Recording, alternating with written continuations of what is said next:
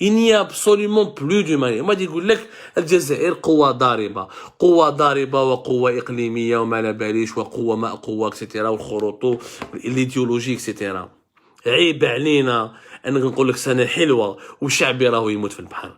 عيب علينا أنه نحتفلوا بحاجة ونخرجوا نديفيليو pour une coupe arabe ou pour une coupe de football alors que nous avons des centaines de nos citoyens qui se jettent à la mer dans un acte de suicide à travers lequel ils sont conscients qu'ils peuvent mourir mais ils se disent ou la mort et on en finira avec la vie, ou on va arriver en Espagne sain et sauf, et on aura une autre vie. Mais, j'en ai beaucoup parlé des Haragas cette année 2021, j'estime que nous avons été l'un des rares médias algériens qui en ont parlé de manière régulière, de manière très professionnelle, pour essayer de sensibiliser, pour essayer de mobiliser, mais je ne pouvais pas commencer l'année 2022 avec une telle image, ça fait mal au cœur. Ça fait mal au cœur. Ça fait mal au cœur. Que des familles entières, mais ils sont inconscients. Pourquoi ils sont devenus inconscients? Pourquoi ils sont devenus fous à risquer leurs enfants? Pourquoi? Pourquoi cette maman et ce papa ont pris 3 de leurs enfants sur une embarcation de fortune au Harbo Spania? Pourquoi? Parce qu'il n'y a pas d'espoir en Algérie, parce qu'il n'y a plus de liberté en Algérie, parce que l'Algérie est en train de devenir une prison à ciel ouvert. Où là, ça m'emmène vers le deuxième sujet, qui a été que bizarrement, le régime algérien, alors qu'ils sont très bavards, les dirigeants algériens, à commenter, à dénoncer les rapports internationaux, à réagir, ou entre guillemets, qui mettent la PS, aux manœuvres de déstabilisation de l'Algérie, aux manœuvres qui viennent de l'étranger, ou malabalish, ou là, aux atteintes à la souveraineté nationale. Je pense que vous avez tous remarqué que la facilité déconcertante que le régime algérien a pour répondre à tout ce qui vient de l'étranger, parce qu'il a peur de tout ce qui vient de l'étranger. Justement, la Banque mondiale, mais le rapport, ou ils n'ont pas répondu sur ce rapport. Je vais essayer de vous le montrer. Le rapport qui a été écrit, un rapport d'une dizaine de pages, comme je le fais, exactement 13 pages, 14 pages, 14 pages. C'est un rapport qui a été écrit, qui a été remis au Conseil des droits de l'homme de l'ONU, par un groupe d'experts et de rapporteurs spéciaux de l'ONU. L'ONU, c'est les Nations Unies. On va pas dire, j'espère que le régime algérien, ou là mes détracteurs que je respecte beaucoup, j'espère qu'ils vont pas dire que le Conseil de l'ONU, ou là que le Conseil des droits de l'homme de l'ONU, ou là que les Nations Unies elles-mêmes roulent pour le Maroc ou là pour le lobby marocain. Ça, c'est un groupe de rapporteurs spéciaux qui ont écrit un rapport, une note, une communication, toute une note bien précise, bien détaillée sur la situation des droits de l'homme en Algérie. Les rapporteurs, ceux qui ont dirigé le rapport. Alors, nous avons Fignola ni Aulin, rapporteuse spéciale sur la promotion et la protection des droits de l'homme et des libertés fondamentales dans la lutte antiterroriste au niveau de l'ONU. Avec Myriam Estrada Castillo, c'est la vice-présidente du groupe de travail sur les détentions arbitraires. Avec Irène Khan, qui est la rapporteuse spéciale de l'ONU sur la promotion et la protection du droit à la liberté d'opinion et d'expression. Avec Clément Nialitosé Voulé, qui est le rapporteur spécial sur le droit de réunion pacifique et la liberté d'association, ou avec Marie Laulor, qui est le rapporteur spécial sur la situation des défenses des droits de l'homme. Je vais essayer de vous l'image, et nous allons refaire un autre montage, Inch'Allah, où vous allez voir les images à deux. C'est pas moi qui a fait ce rapport.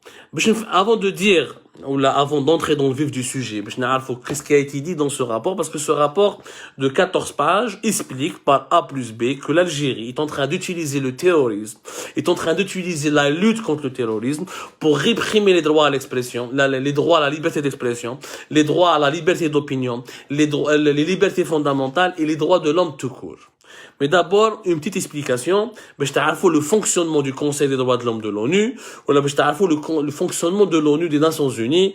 باش على بالي بلي غدوة إن شاء الله كي تقراو في la PS بلي c'est le lobby marocain qui a recruté l'ONU ou là يقول لك le lobby marocain dans 2-3 jours يقول لك non c'est le lobby marocain parce qu'هذا le rapport le régime algérien اللي خرج le 27 décembre 2021. Le 27 décembre 2021 les autorités algériennes n'ont pas encore répondu aux accusations gravissimes, aux observations et aux constatations de ces experts de l'ONU. D'abord, qu'est-ce que c'est qu'un rapporteur spécial de l'ONU? Un rapporteur spécial de l'ONU est une personne qui est mandatée par le Conseil des droits de l'homme des Nations Unies au titre d'une certaine procédure, les procédures spéciales, donc grosso modo, le rapporteur spécial, c'est quelqu'un qui a un mandat de la part du Conseil des droits de l'homme des Nations Unies en tant qu'expert indépendant qui doit agir ou qui doit travailler sur des sujets thématiques et qui relève de sa compétence. Il a des compétences juridiques, judiciaires, techniques dans un domaine précis. Il y a un domaine interne précis. Il devient rapporteur spécial du Conseil de l'ONU, mais nommé, contrôlé par le Conseil des droits de l'homme des Nations Unies, où il doit faire des rapports détaillés, conjoncturels, sur la situation de ce thème dont il a la charge, à travers tous les pays du monde. Dans l'ONU, depuis 2016, il y a 38 mandats thématiques, ou 14 mandats par pays. Il y a un rapporteur spécial de la Palestine, un rapporteur spécial de l'Afghanistan, des exemples comme ça. Il y a 14 mandats par pays, ça s'appelle des mandats par pays, ou des mandats thématiques. Les mandats thématiques, qui mettent les rapporteurs spéciaux, dans la liberté d'expression, dans les droits de l'homme, t'as les détentions arbitraires, t'as la liberté d'expression, on est halkom. Comme des exemples concrets, je te fais le fonctionnement, je me encore une fois dans le piège de la manipulation. Le rapporteur spécial pour la promotion des droits de l'homme, avec la détention arbitraire, la liberté d'opinion, la liberté d'expression, la liberté religieuse. Il y a un rapporteur spécial qui s'occupe de la liberté d'association. Les rapporteurs, ce qu'on appelle les rapporteurs spéciaux. L'ONU a ce qu'on appelle une procédure spéciale. Je m'attends une procédure spéciale. Une procédure spéciale, c'est un mécanisme créé par le Conseil des droits de l'homme de l'ONU qui permet de rendre compte de la situation des droits de l'homme dans un domaine précis ou là dans une thématique précise dans un pays donné et de formuler un rapport ou là d'écrire un rapport qui sera remis au Conseil des droits de l'homme où le Conseil des droits de l'homme doit ensuite convoquer ce pays ou là les responsables, les autorités de ce pays pour les sanctionner ou là pour leur demander des explications ou là pour les auditionner mais chez Arfou pourquoi il y a des problèmes qui violent les droits de l'homme dans ce pays-là. Et tous ces mécanismes sont gérés dans le cadre du Haut Commissariat des Nations Unies aux droits de l'homme. Voilà ce que c'est qu'un rapporteur spécial, voilà ce que c'est qu'une procédure spéciale. Donc il s'agit de remettre des communications et des rapports qui seront lus, étudiés par le Conseil des droits de l'homme dans le cadre des activités du Haut Commissariat des Nations Unies aux droits de l'homme. Il s'agit donc de punir les régimes qui violent les droits humains, qui violent les libertés fondamentales, qui répriment les droits individuels, les libertés individuelles ou les droits publics. Et donc, les rapporteurs spéciaux, à travers ce qu'on appelle les procédures spéciales des Nations Unies, c'est des mécanismes de contrôle, de surveillance qui permettent de rédiger des rapports, de rapporter des faits, d'identifier des dérapages et des dérives et de protéger les êtres humains contre les systèmes totalitaires.